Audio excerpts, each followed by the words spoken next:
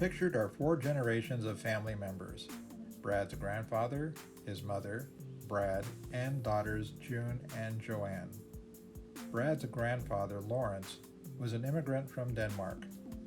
Passed down through the family is a document signed by the King of Denmark, granting Lawrence permission to go to the United States. Brad's father, Roy, died from a brain aneurysm, which is why Brad's mother and grandfather lived with Brad and his wife, Melissa, for a few years.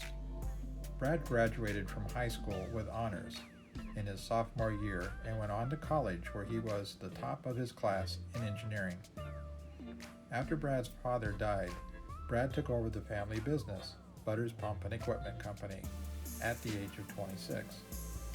At the age of 28, Brad suffered a minor heart attack as a result of stress and an underlying heart condition.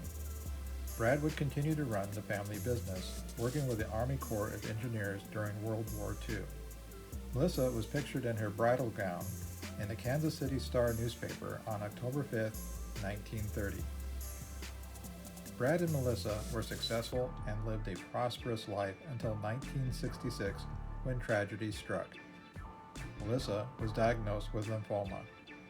With no terminal health insurance, the Butters' savings were spent on medical bills and treatment. Melissa would pass away at the age of 57 in 1967. Brad remarried in 1969 to a school teacher. Brad was not aware that she suffered from alcoholism. It was a very stressful marriage, and Brad passed away in 1970 at the age of 60 from a heart attack. This footage is of the Army Corps of Engineers job site subcontract number 13, where water supply piping was installed. The American flag is proudly displayed, as Americans were all united during World War II back then. The on-site office is staffed with a secretary named Carol, along with a purchasing agent named Tom.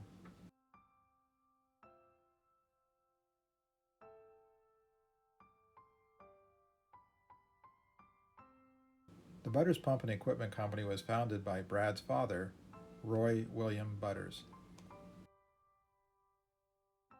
Brad was not able to serve in the military due to his underlying heart condition, but supported the Army Corps of Engineers and volunteered for food drives and other activities. Brad had an outgoing personality and was well liked. In the early 1940s, there was rationing of some items, such as shoes. Women played an important role by entering the workforce to replace men who went into the military. Years ago, just as today, times were tough, and the people worked hard to survive.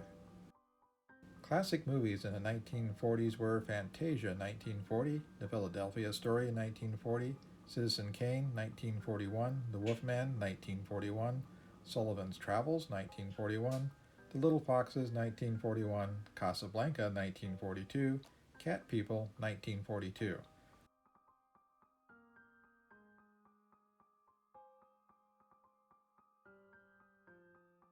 The outhouse has a wooden pathway to protect shoes from getting muddy when it rains. This on-site worksite is basic and crude. Only the bare minimum is provided, and comforts most of us take for granted are non-existent.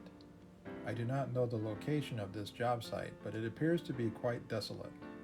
Top music songs during this time were Anywhere the Bluebird Goes by Glenn Miller Orchestra, 1942. As Time Goes By, 1942 Casablanca movie, starring Humphrey Bogart and Ingrid Bergman. Don't Sit Under the Apple Tree with Anyone Else But Me by the Andrews Sisters. The decision was eventually made to sell the company and move to San Marino, California.